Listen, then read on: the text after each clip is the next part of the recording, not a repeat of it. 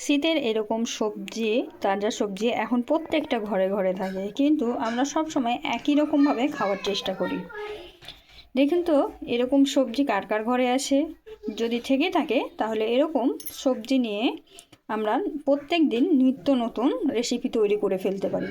তো আজকে আমি ফুলকপি, গাজর, বিটরুট, শিম আর আলু দিয়ে একটা মজার রেসিপি তৈরি করব, যেটা এমনিও খাওয়া যাবে, ভাত, রুটি, মুড়ি সবার সঙ্গে খাওয়া যাবে।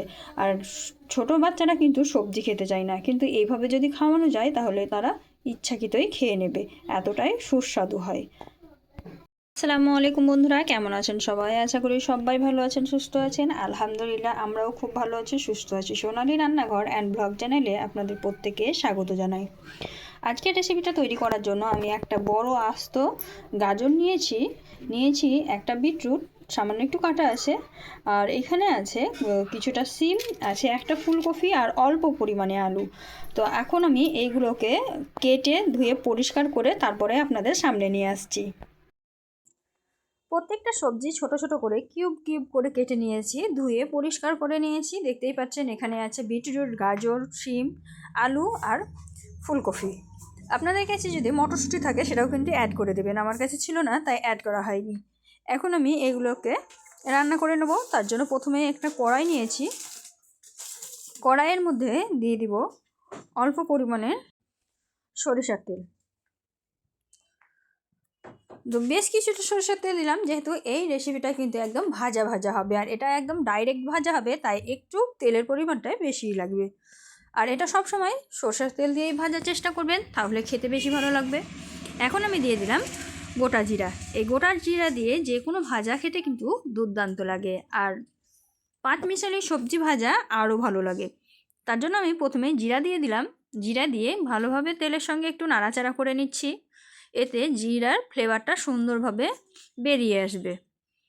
তো দেখতে পাচ্ছেন জিরাটা সুন্দরভাবে ভাজা ভাজা হতে লেগেছে, আর আমি তেলটাকে আশেপাশে চারিদিকে ছড়িয়ে দিলাম। এতে করে আশেপাশের সবজিগুলো লেগে যাবে না, আর সুন্দরভাবে ভাজা হবে।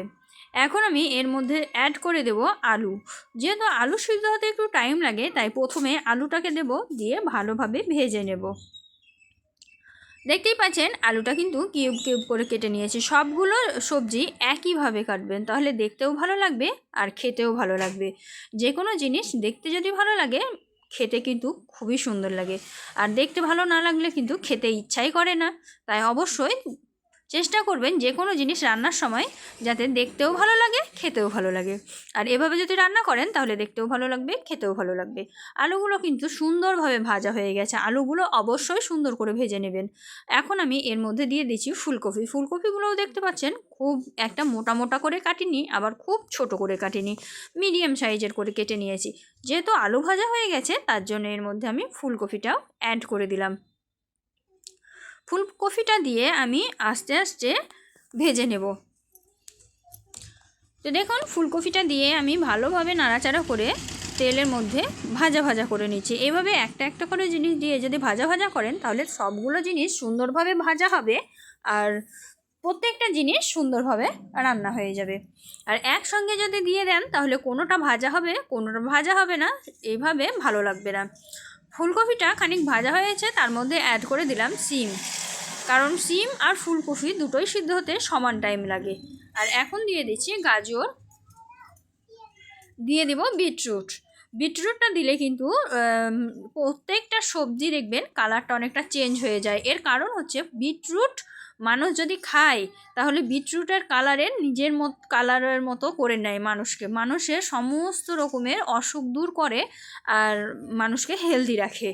তাই অবশ্যই বিটরুট খাওয়া আমাদের দরকার, যদি কাঁচা খেতে পারেন তাহলে কিন্তু খুবই ভালো। সব সবজি আমি একসঙ্গে এবার দিয়ে দিলাম।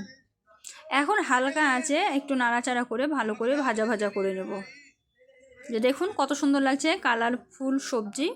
বিটরুট দেওয়ার সঙ্গে সঙ্গেই কিন্তু কালার চেঞ্জ হতে শুরু করে দিয়েছে, দেখুন। তো ভালোভাবে নাড়াচাড়া করে অফ ক্যামেরায় আমি এটাকে ভাজা ভাজা করে নিয়েছি। দেখুন কতটা কমে গেছে, সবজিটা অনেক বেশি ছিল, কমে গেছে। আর আলুটা দেখুন, এখানে আলু খুঁজে পাবেন না, কারণ বিটরুটের কালারে একদম কালার হয়ে গেছে। সবগুলো সবজিই বিটরুটের কালারে কালার হয়ে গেছে। তো ভালোভাবে নাড়াচাড়া করে সুন্দর করে আমি ভাজা ভাজা করে নিয়েছি। এখন আমি একে একে সব মশলা অ্যাড করব। আর এটা অবশ্যই ঢাকা দিয়ে ভাজা করে নেবেন, তাহলে এখানে জলের প্রয়োজন হবে না, সুন্দর করে ভাজা ভাজা হয়ে যাবে।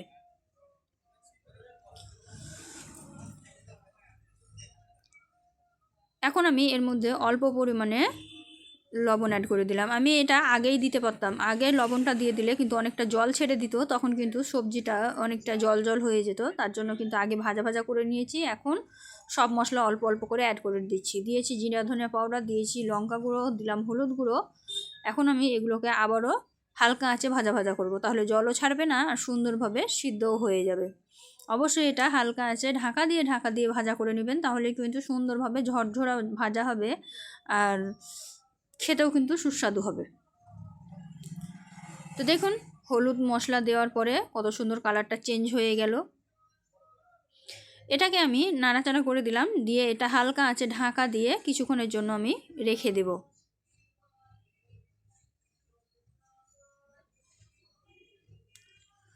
তো বেশ কিছুক্ষণ ভালোভাবে কষিয়ে নিয়েছি, তারপরে এখন সামান্য একটু জল দিলাম, কারণ এখানে সবজির মধ্যে বিট গাজর আর কফি এগুলো কিন্তু একটু সিদ্ধ হতে সময় লাগে, তাই এটাকে একটু জল দিয়ে ভালোভাবে ঢাকা দিয়ে দিব। আর প্রথমে যেহেতু কষিয়ে নিয়েছি তাই কোনো রকম মশলারও সেন্ট আসবে না।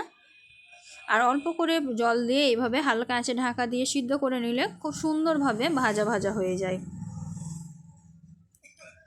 ঢাকা দিয়ে দিলাম, ঢাকা দিয়ে বেশ কিছুক্ষণ ভাজা ভাজা করে নিয়েছি। দেখুন কত সুন্দর হয়েছে, একদম ঝরঝরা হয়েছে। আর একটু লবণ কম হয়েছিল, তার জন্য আমি আবারও একটু লবণ অ্যাড করে দিলাম, দিয়ে একটু ভালোভাবে ভাজা ভাজা করে নিচ্ছি। সব শেষে এখানে ধনিয়া পাতা ছড়িয়ে দিব, দিয়ে নাড়াচাড়া করে নামিয়ে নেব। দেখুন কত সুন্দর ভাজা হয়েছে। এই ভাজাটা ভাত, রুটি, মুড়ি, পরোটা সবার সঙ্গেই খাওয়া যায়। আর এই ভাজাটা দিয়ে যদি মনে করেন যে সবজি ভরে রুটি তৈরি করব, পরোটা তৈরি করব, সেটাও কিন্তু খুব সুন্দর হয়। তো ওপর থেকে এখন আমি ধনিয়া পাতাটা ছড়িয়ে দিলাম। এই সময় আমি গ্যাসের আঁচটা একটু বাড়িয়ে দিব, দিয়ে নাড়াচাড়া করে ভাজা করে নামিয়ে নেব, যেহেতু সিদ্ধ হয়ে গেছে তার জন্য। তো ধনেপাতা দিয়ে আমি ভালোভাবে নাড়াচাড়া করে ভাজা ভাজা করে নিলাম। কালারটা দেখেই কিন্তু জিভে জল চলে আসবে, এত সুন্দর কালার হয়েছে। আর এইভাবে খাওয়ালে কিন্তু বাচ্চারাও খুশি করে খেয়ে নেবে, ছোট থেকে বড় সবাই খেয়ে নেবে। আর সবজি খেতে অনেকেই পছন্দ করে না, কিন্তু এইভাবে করলে সবারই পছন্দ হবে।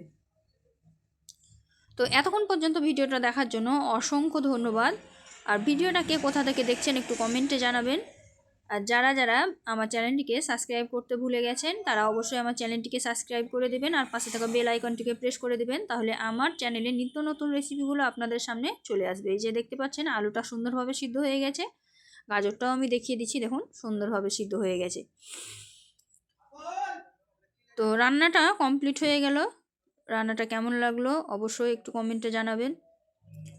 আর ভালো লাগলে একটু লাইক শেয়ার কমেন্ট করতে ভুলবেন না। আজকের ভিডিওটা এই পর্যন্ত, দেখা হবে এই ধরনেরই আরও নিত্য নতুন রেসিপি নিয়ে পরবর্তী ভিডিওতে।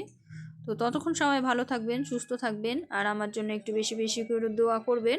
আর গরম গরম ভাতের সঙ্গে এরকম ধোঁয়া ওঠা সবজি ভাজা তৈরি করে খাবেন, দেখবেন সত্যিই খুব ভালো লাগবে। তো সবাই ভালো থাকবেন, সুস্থ থাকবেন, খোদা হাফিজ।